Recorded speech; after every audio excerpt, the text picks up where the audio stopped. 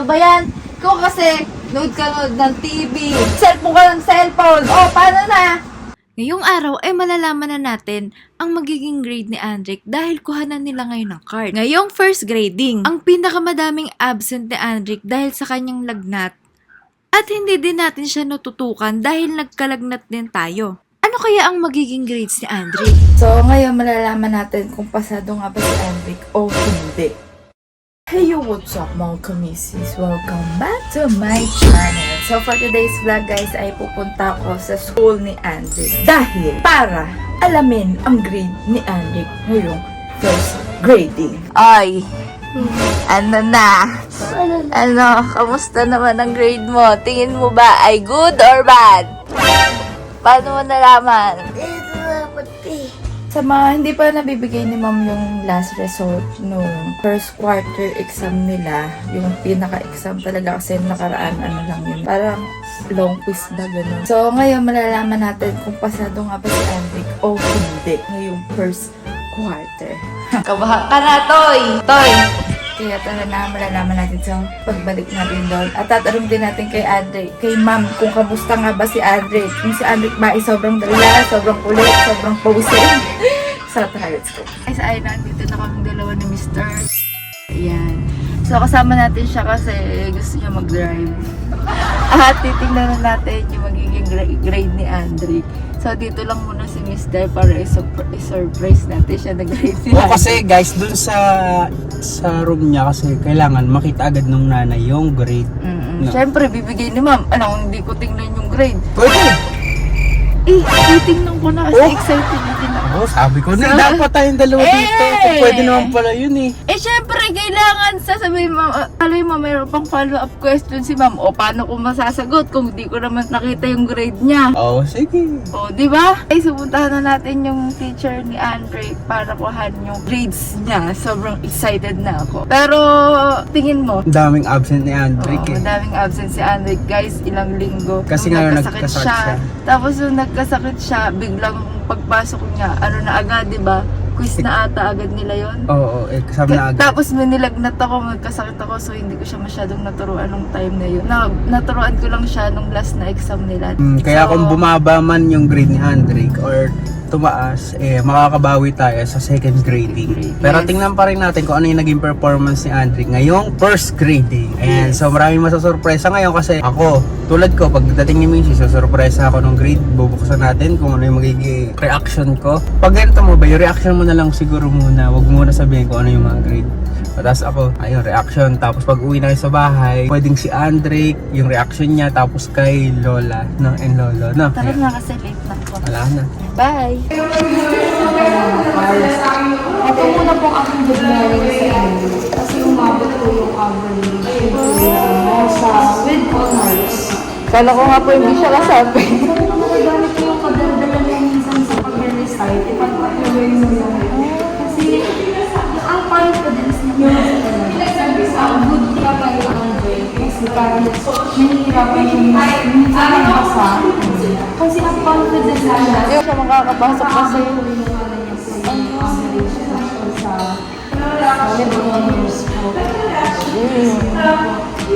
ang confident din po kasi kapag nagka-klase, hindi siya nahihiya na sabihin, hindi siya nag-hesitate kung ba na kung tama ba itong sasabihin ko or mali. Basta magsasalita siya, sa simple po ganun.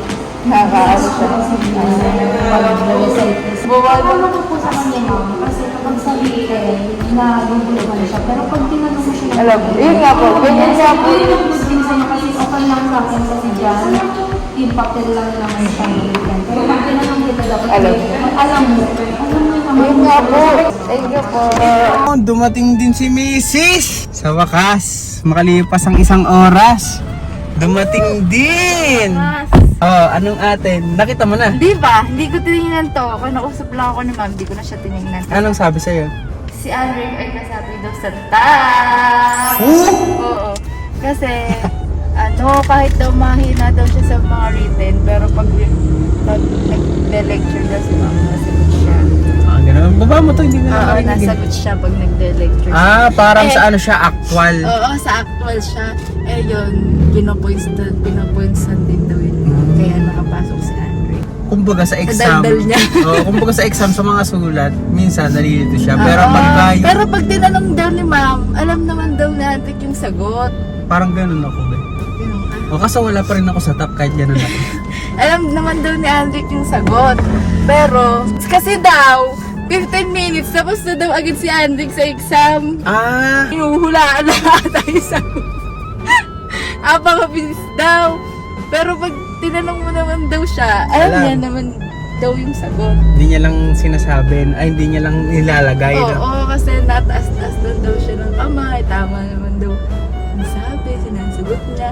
Ang problema lang daw kay Andrick sa spelling. Ayun nga, kasi. Pero alam niya. Oh, pero ito nga daw, inaano pa nga daw, ina-explain pa daw niya kay ma'am kung bakit spelling. Sabi ko na yung sa vlog ko to eh. Sabi ko nga Maalam pa sa teacher, maalam pa sa amin. Ganyan din po yun. Pero alam mo, tama naman daw po siya, classroom. may punto siya kasi. May punto siya kaya kailangan ituro mo talaga sa kanya. Oo. Kasi naiisip niya yung ibang sagot na hindi mo maiisip. No, pero tama yung Tama point yung niya. naiisip niya, pero mali yung ano niya. Mali. Sa eto, hindi ko pa ito Parang mas malalim yung sinasabi niya kaysa dun sa sagot. Malalim pero tama. Ang lupit nun, ang lupit nun. Ngayon, eto na. Card reveal. Hindi ko pa din ito nakita. Kinuwento, inano lang ako ng mga ginagawa niya. Sige, eto na. Card Saka reveal masipag daw si Andy Ayan. kasi tinutulungan daw siya ni ma'am magbigay ng mga notebook, ng mga libro sa classmate niya. Ang galing. Tapos parang nagiging kuya daw si Andy sa room nila. Tapos pag ano daw ni Andy sa room, may cheerleader. Andy, sorry. Pagkapasok daw na room. Hindi pala palang Yung mayor. mga classmate, Andy, story. Ganun daw. Ngayon, eto na. Card reveal. Ngayon lang kami. Eto na. Wow. Tapos nga yung Oo nga, no. Hindi ako makapaniwala kay Andrick story. kala ko mabababa lang yung grade niya. Pinakamababa niya 87. Ang favorite niya pa yung pinakamababa siya. Oo, yung pinaka-favorite niya, yung pinakamababa Subject niya. ko, pinakamababa. Siguro, inaano niya, ay, kaya ko na to, kaya ko na to. PC. 93, pinakamataas niya, guys. So, ayun. Ayan, nagkaano pa si Andrick nito, nagkalagnat, tapos hindi natin siya masyadong natutukan kasi nga nagkaano si Mrs. So, yun, babawi pa rin tayo sa second grading. Second grading. Pero itong, ano na to, ang ganda ng simula ni Andrick, no? Pagpatuloy mo lang, Andrick. So, uwi tayo at papakita natin yan sa mga lolo and lola.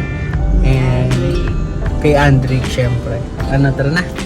Kanina pa ako dun nag-iintay. Tara na. Ngayon guys, may prank tayo kay Andrick. At sasabihin natin na mabababa yung grades niya. Tapos basta, papakabahin muna natin siya. Sa una, bago natin sabihin talaga yung totoo niyang grades. Kaya tara. Kasi kinakabahan talaga siya. Kasi sabi ko mababa yung grades niya. Gawa mo yung mababa yung exams niya. Pero ayan na. So,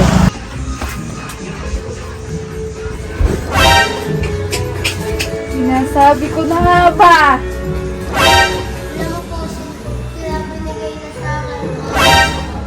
Nasaan? Sinabi nila? Kayla. Kaya ano? Pagaduan Andrick Colixi. Oh, ano? Oh. Ano oh? Eh, dito! Puro mababa lahat! Ano ba yan?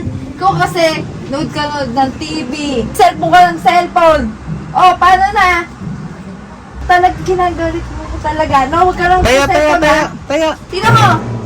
Puro mali! Nasaan? Oh, Mali ba to? puro mababa! Bobo daw 92, 92, 93, 89, 92, 92, 89, 87, 89. Oh, ano? Tunay. Mabobo ba yun? Honor ka. Paano mo nalaman? Sino May kamarites ka na agad. Meron ka na agad kamarites. Patingin. Galing mo, no? Meron ka na agad kamarites na classmate mo, no? Tingnan mo na to. Oh, puro ano? Puro bagsak.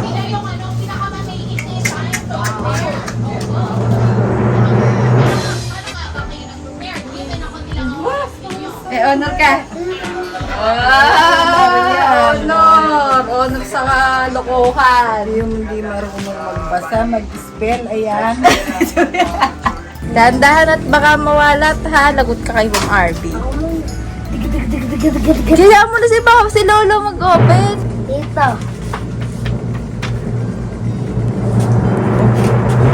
Ba English 91 ba yun? 90 ano yan? 92. Nakatindi. Magaling ka ba sa English ha? Filipino, Eh bakit Tagalog eh 89 lang? Dapat ay yan ang mga 95. Eh, Pilipini. Oh, mathematics ba yun?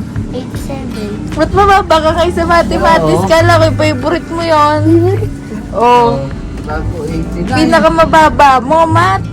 So guys, yan, nakita na nila yung grades ni Andrick. At sobrang proud kami kay Andrick kasi kahit madami siyang absence ngayong quarter ay napasama pa rin siya sa top. So guys, mag-aaral kayong mabuti at syempre mag-aaral ding mabuti si Andrick para ma-maintain niya yung mga grade niya hanggang sa 4th grading. So ayan guys, dito ko natatapusin yung vlog ko.